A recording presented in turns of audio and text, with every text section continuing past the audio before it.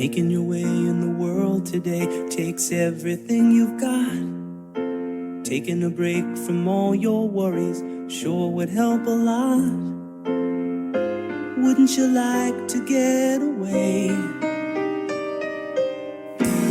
Sometimes you wanna go where everybody knows your name, and they're always glad you came. You wanna be where you can see our troubles are all the same. You wanna be where everybody knows your name. You wanna go where people know people are all the same. You wanna go where everybody knows your name.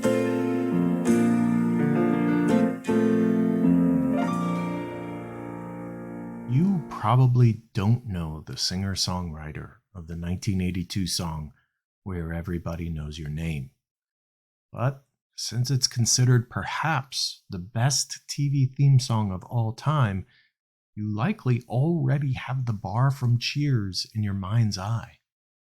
Gary Portnoy wrote or co-wrote songs, including themes, for many other shows in the 80s, including Fame, Mr. Belvedere, and Punky Brewster. But this one still resonates today. When Norm enters the bar, he's greeted by name loudly, and the staff knows exactly what he wants. That's the Cheers model, says Nick Glimsdahl.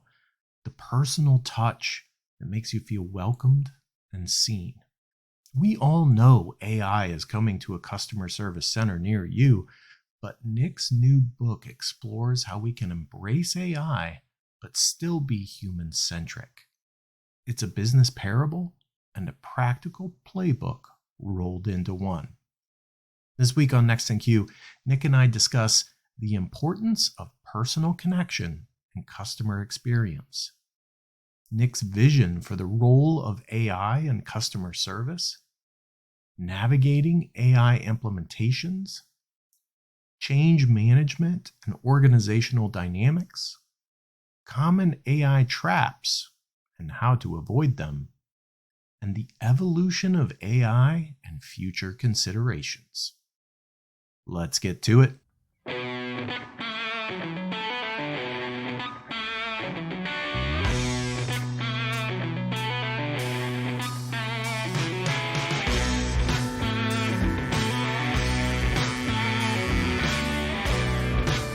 Welcome to Next in Queue, the podcast for contact center and customer experience professionals. Next in Queue is brought to you by Happy 2 Vision.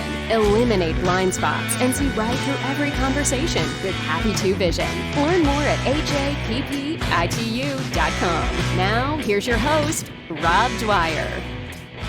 Not for the first time, Nick Glimsdahl, you're next in queue. How are you, my friend? I am doing awesome.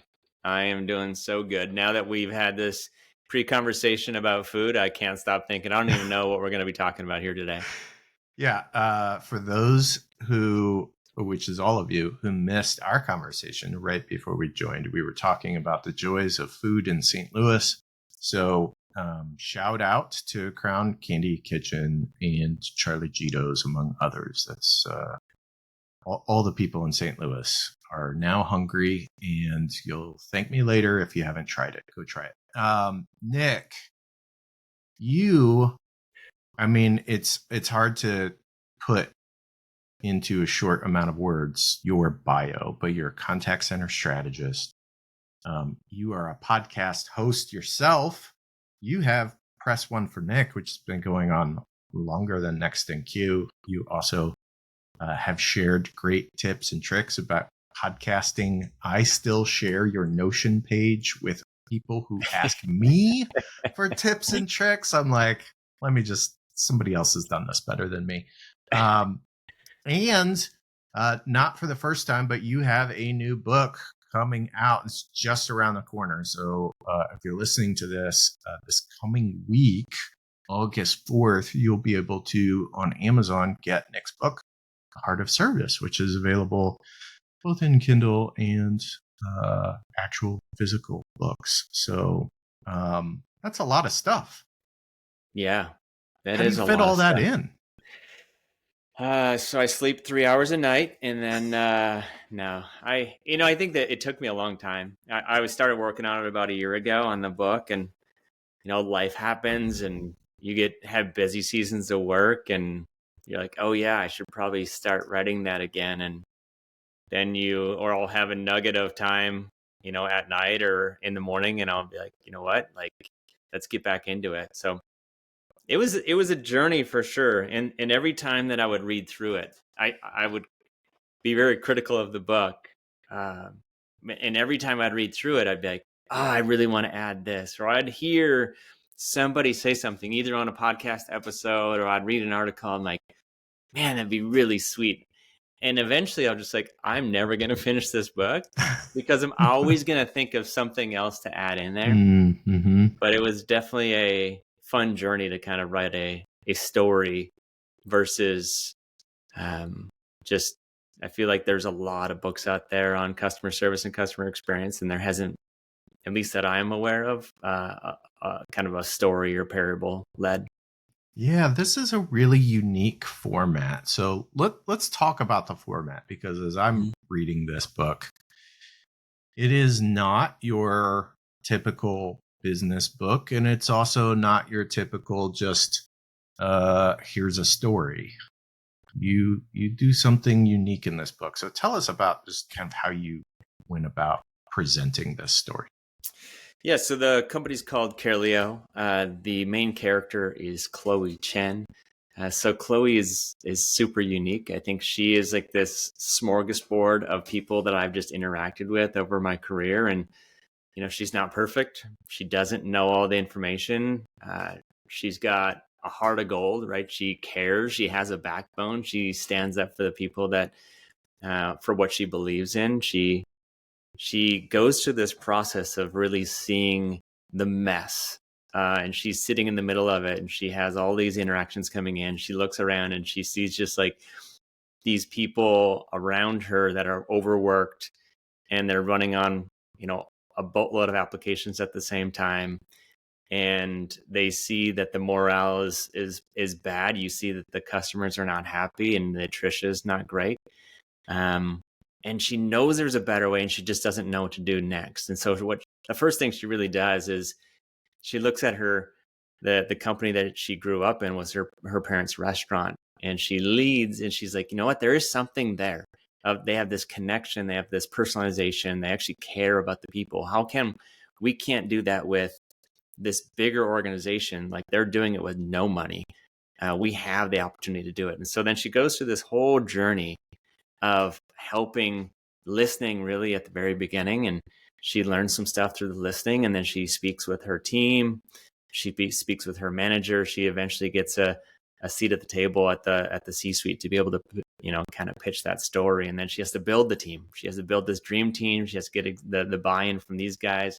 There's all sorts of naysayers. There's the front line that think that you're going to take my job. Like, why are you putting in AI? We've already done this pilot before. And why are you going to, it's going to break. So I'm ruining the entire book here, but I think I get excited about it because I just want it. I feel like it is a made up book. It's a made up story, but it's made also of real stories. So it's been a lot of fun. I have read a ton of books with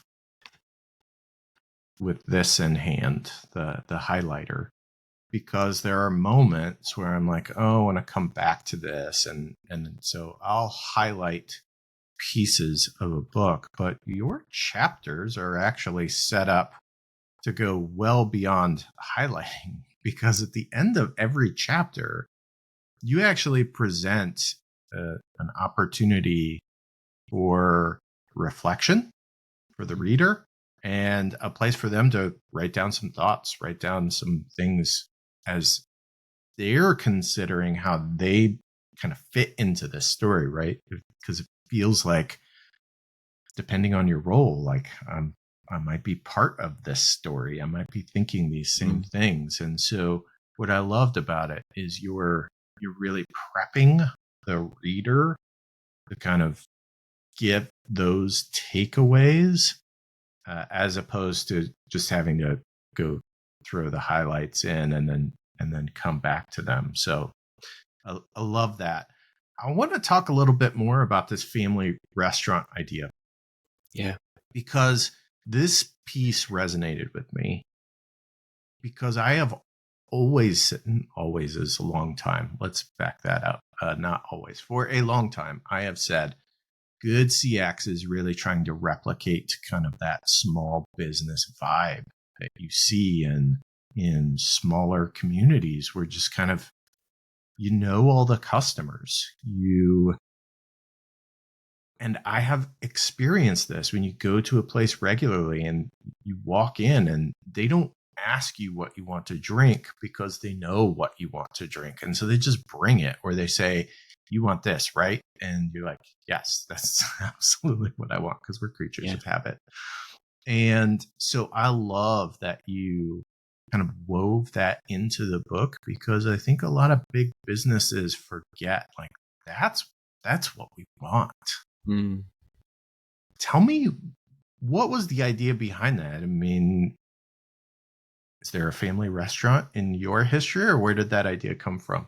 So, no, there's no family restaurant, but at the end of the day, and really it came back to what we were talking about before the show, is what's the best experience that you've had? And that is not just in the customer service, the contact center, AI, right? Customer experience. And a lot of people will say, I had this amazing experience at X restaurant. And it could be Charlie Gito's, it could be McGurk's, it could be, the Crown Candy. But then you ask them the why, and they're like, well, they just got it, right? You went into the restaurant and they said, the usual? And you're like, yeah. And the friend that came with you, you're like, how long have you been coming here? And you're like, oh, I've just been coming 6 other times, but they already know who I am. They know my name. They ask about my family. It's the Cheers model. And doesn't mean that they're going to be perfect, and doesn't mean they're always going to get the food right. But it means that they care the heck out of you. They love what they do. They're not going to have this like $1 million technology to best point of sale system. Like, it's all about the service with a smile, but you actually are caring and connecting with the people that are in front of you. And I really, when I started asking around, over the years, it's a lot of it is food. So I wanted to bring in that family relationship into it as well. And I try to just slowly weave it in throughout the book. And it's as a memory, or she's looking at a picture on her desk and she sees her family, or maybe she gets overworked a little bit and she realizes that she hasn't spent a whole lot of time going back, and, she missed the last couple dinners or whatever. So that was kind of my initial thoughts. Yeah. I love that. There are some characters in this book that are pretty gun shy about implementing AI solutions. Tell me more about that. I think, for one, there's always going to be the naysayer when it comes to AI. For another reason, there's going to be people who have done it in the past, either in the current role, and there's a new person in maybe a different department who tried to kind of whiz bang the technology and shotgun the model, and it didn't work because they didn't do the right things. And then there's going to be people that don't understand it, and they don't understand the outcome that they're hoping to achieve, and so they weren't involved in that process. And so a lot of times, when you're not involved in a process, you don't go to the best case scenario. You really typically go to the worst. This is all going to blow up, and and here's the reasons why.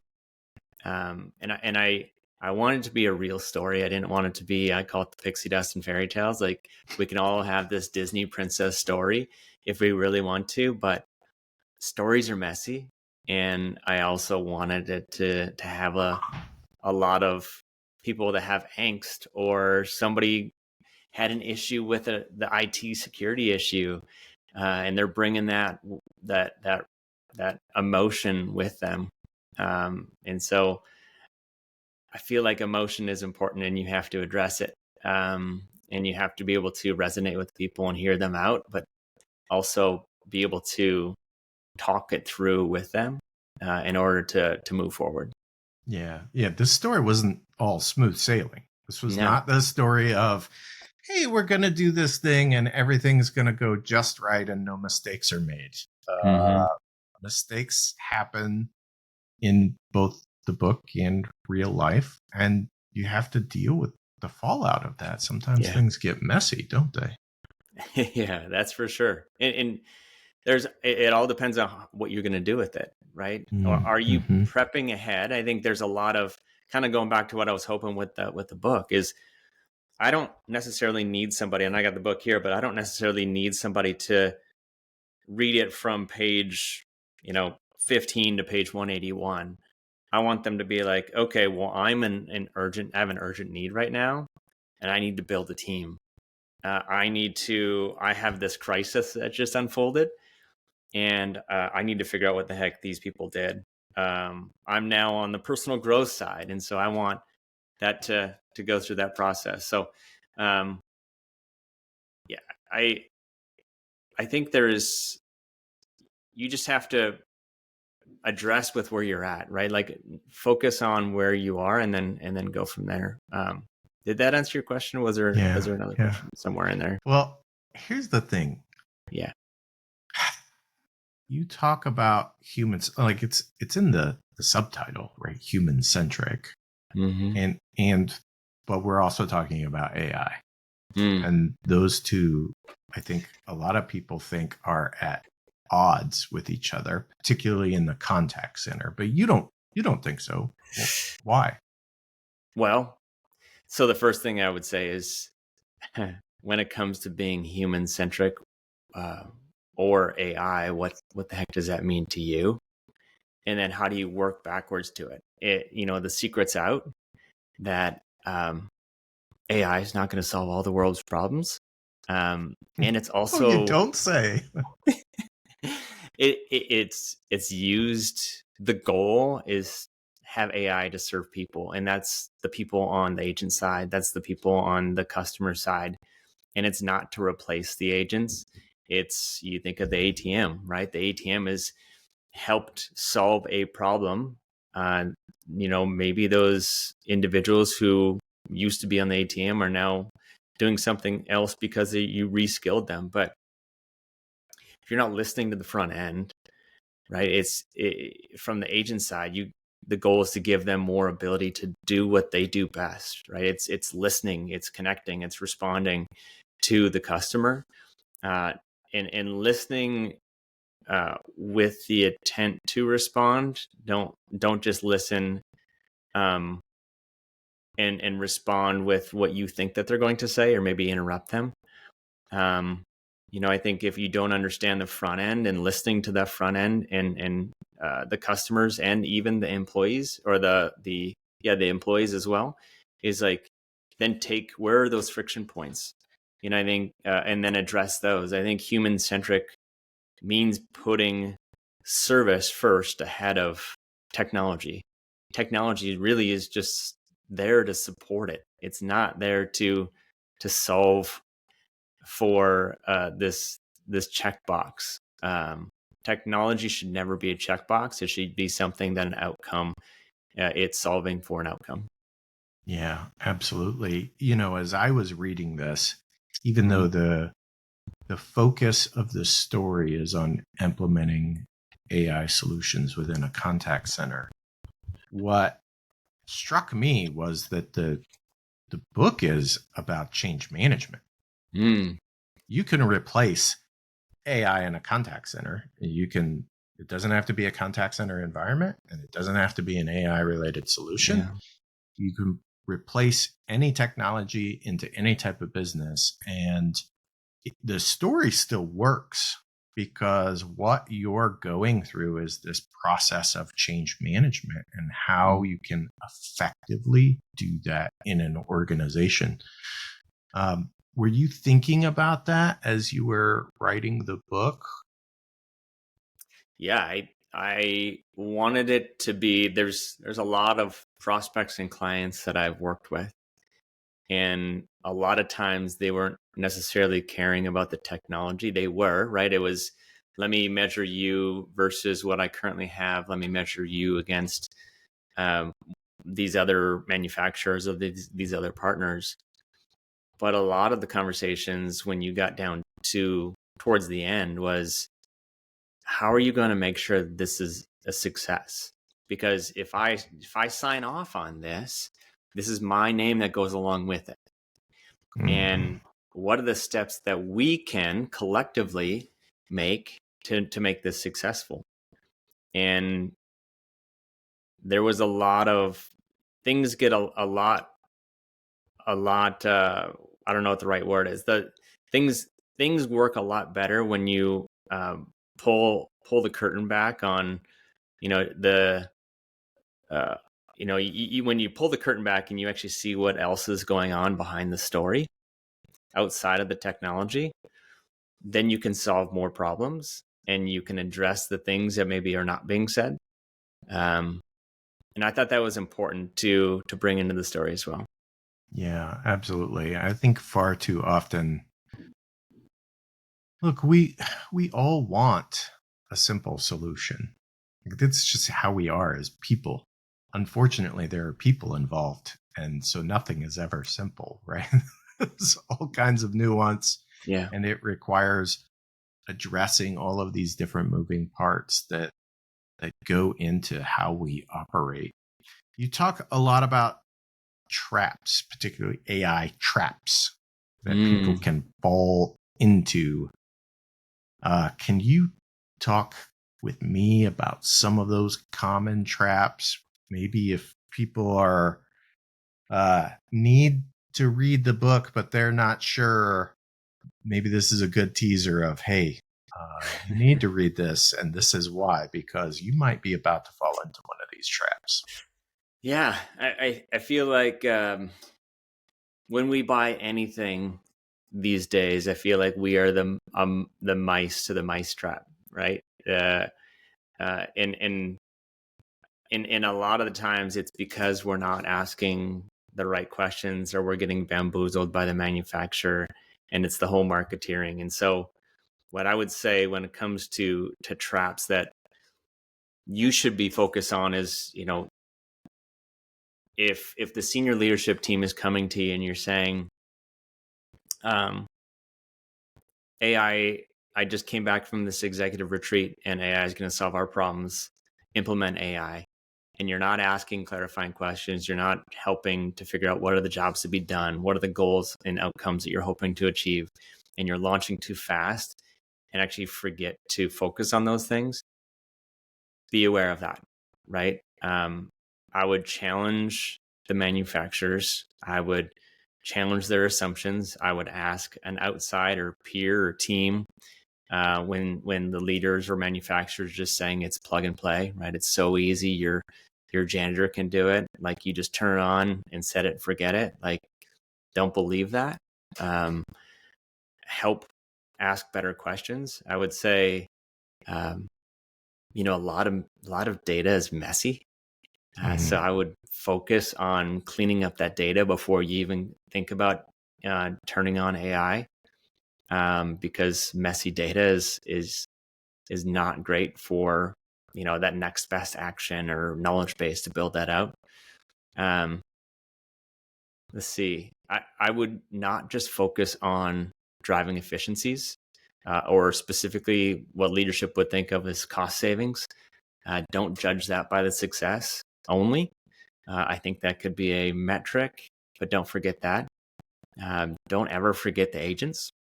I think there's a lot to that, but those are probably the biggest ones. Don't think of AI as this magic bullet. I think it is a tool in the tool belt to solve an outcome. I think that first thing that you talked about, this is something that I wrote about recently.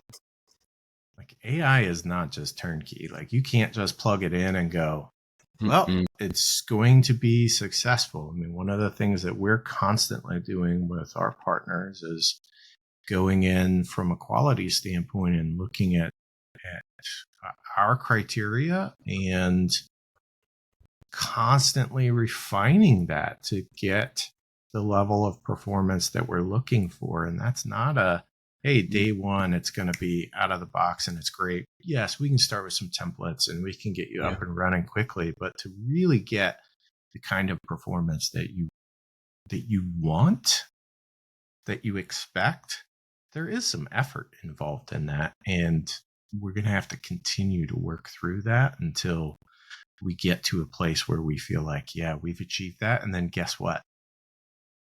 A month, 2 months, 6 months down the road, it's all of a sudden going to change a little bit. And we're going to have situations that were unanticipated or unaccounted for that now we have to account for. So I think that's always important. It's no different than people. If we just take a moment to think about how we train agents, you don't just train agents and then put them on the floor and then expect that they are going to perform at the level that your most tenured, experienced agents are going to perform. Yeah, and you just train them once and let them ride for 25 years, right? Right. It doesn't happen. You're constantly coaching and developing agents. You have to train them on new processes, new procedures, like your business changes. And when that happens, we've got to get everybody on the same page. And for some agents, it's going to take a little bit longer to really internalize all of that and have the performance that you want them to have. And the same is true of AI. Like, you are going to have to continue to change it. Yeah, I would also say with AI is it's continuing to evolve. Like, it's growing. The features and functionality are constantly changing every month. And so how are you staying up to speed, even with the AI that you do have? And then how do you ultimately maximize the investment consistently to making sure that you have the latest technology to solve your needs today? So there's a big challenge ahead of us to stay up to speed as well. Well, that takes me to my next question, because this book takes place over 8 years. You had some real chutzpah to say, oh, I'll just take this over 8 years in kind of the way AI is changing and evolving. Were you worried about that? Yes, the short answer is yes. I think it's a big challenge, right? And I think maybe it could be 8 years or it could be 3 that all of the things that I talk about in the book are accomplished. And I think there may or may not be, version number 2 that comes out, depending on how quick this changes on maybe adapting to the conversation a little bit. But there was a big risk for me to put it out in the middle of the storm. And we'll see how irrelevant it is in the next 8 years. Yeah, I think we live in a time where planning out that far becomes really difficult. Mm-hmm. That's why I brought that up. We have internally, like, I remember 10 years ago, right? You do these big 5-year plans. Oh, yeah. This is where our business is going to be in 5 years. And this is the roadmap. And these are the things that we're going to do. We just don't do that anymore because things change so rapidly that, going out past a year is challenging for a lot of reasons, right? It's not just AI. There are other things that you have to account for, but AI has certainly changed how far out you can plan, because the evolution is just faster, I think, than most of us expected. Yeah. You think of, I don't know, ChatGPT that came out, what was it, 2.5 years ago? That's bonkers. Like, they're coming out with GPT-5 here in the next month. And that's going to transform our business just right there. Who knows how we're going to consistently evolve with AI in the next 2.5 years, even. Yeah. Well, I just listened to an interview with Ray Kurzweil, who is been predicting the evolution of technology for decades. And, he says 2029, we're on pace for it to basically take over and be at an actual human level. Whether or not that comes to pass, I don't know, but a lot of his predictions have been pretty spot on over the course of many decades. So we're not far away from 2029. As scary as that sounds, it feels like. Yeah. Who knows? I'm writing a book today about humans writing a book about AI. Maybe by 2029, an AI will be writing a story about Nick Glimsdahl. You know what? AI can write a story about Nick Glimsdahl today. And I encourage all of my listeners to just go to your AI of choice and have it write you a fun story about Nick Glimsdahl and then send it to him. And he can just collate them together, and that can be the next book. We're going to crowdsource using AI, bringing two things together, and then you've got your next book, The Story of Me. Maybe it'll just be the next 10 years with Nick, and I'll just live my life through that book. I love it. Yeah, it could be an instruction manual for you, potentially. This is perfect. So I mentioned the book comes out August 4th. Yeah. Amazon.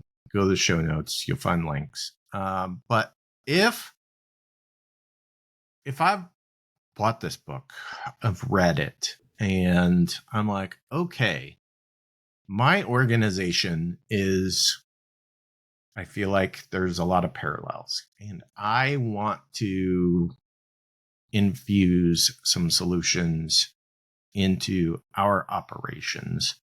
Where should they start? Oh, where should they start? Take a deep breath, right? Take a nap, take a day off. And I think that the focus is to start small, but don't forget to start. So far this is going great. But what I would say is, like, the easiest thing to do is write down all your friction points from your customers and from your employees. And then from there, what are the controllables versus the uncontrollables? Because there's things in life that we just can't control that are friction. But of the things you can control, what are the things that are the mundane? What are the things that your agents do over and over and over again? And if it's a password reset, if it's I'm trying to find my code for my self-storage gate, if it's like all of these small things, write everything down. What are the top 20, top 50, top 100 frequently asked questions? And then, like I said, organize them by priority, organize them by outcomes, and then figure out which ones can actually be solved by an AI, which ones maybe just need a better process. Maybe there's just better training that you need to have from a human side, because not all AI or not all tech in general is going to solve all of those problems, or should it? Don't let the software as a service team, the sales rep, come and tell you otherwise. I would say that bring in the right team to ask the right questions, and hopefully you see past the veneer of that the pretty Cadillac, because it might just be a Ford Pinto with a cape, and start solving problems small. Do pilots, because a lot of people are going to try to bamboozle you. So do pilots to test it out, to solve an outcome, and then iterate and improve and grow from there and expand. But have fun in the process and start. Like, because what we were just talking about to 2029, who knows what's going to happen, but if you're not trying to start something and do it the right way, do it secure, do it compliant, but test things and see what works and what doesn't. Love that. Okay, I would be remiss if we didn't talk just a little bit about Press One for Nick. I know I mentioned it early on, but you have a long-standing podcast. Great name. I am jelly of that name. But tell me about the beginning of the podcast, why you started it, but also like what it's become. I imagine it's changed over time for you. So why I started it, so there was this thing called the pandemic. I don't know if you heard about it. It's like March, April of 2020. And I was trying to find ways, like clients, prospects, peers. We were having some really good conversations, but I was like, how do I find ways that I can add value to others without just being this crazy sales guy who's trying to do, I'll give you $10 if you show up to this next webinar.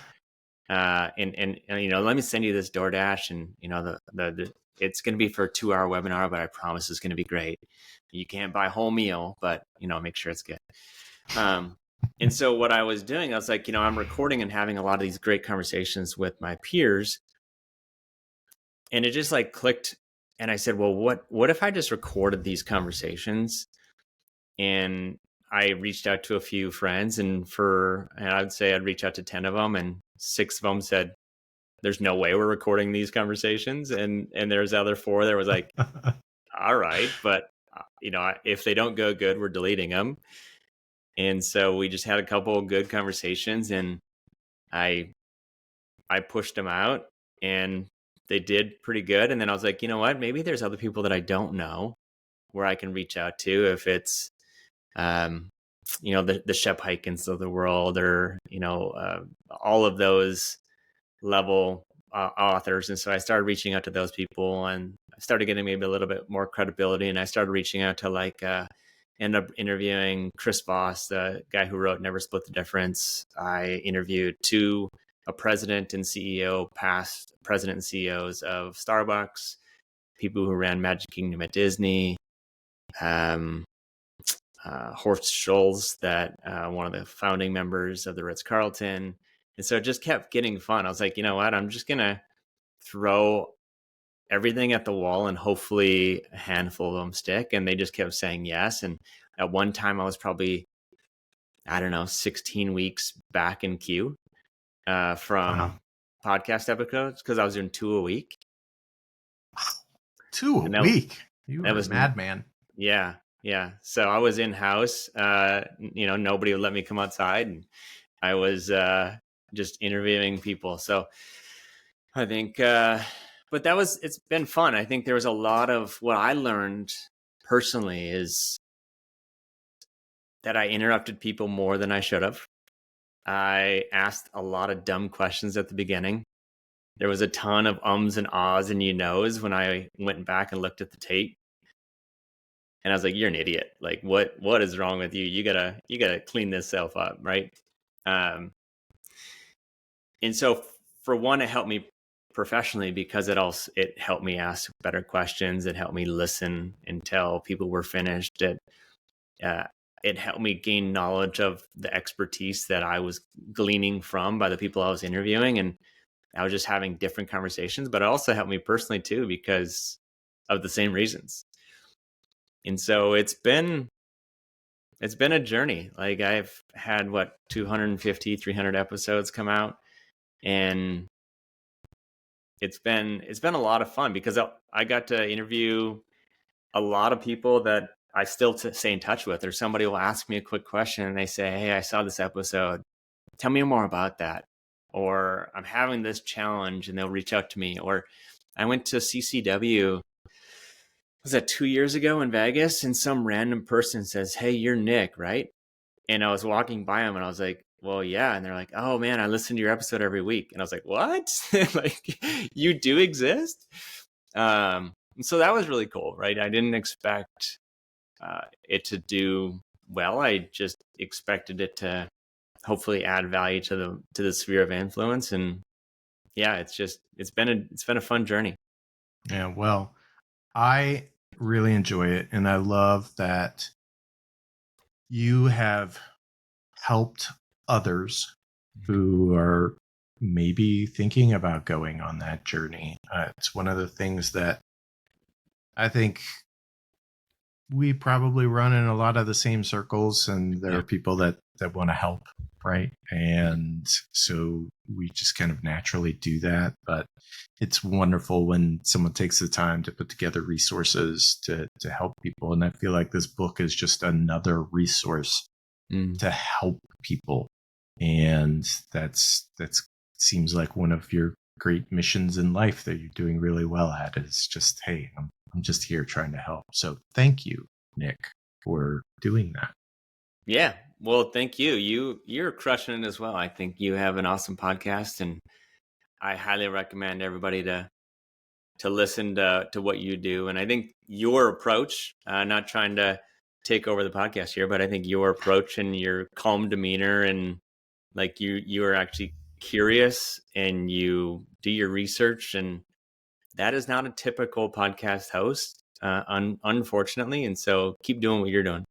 Well, I appreciate that. You know, the calm demeanor, one of these days, I just need to start the episode just yelling and screaming. I feel like just to throw people off. Just to, like, we can record another one next week.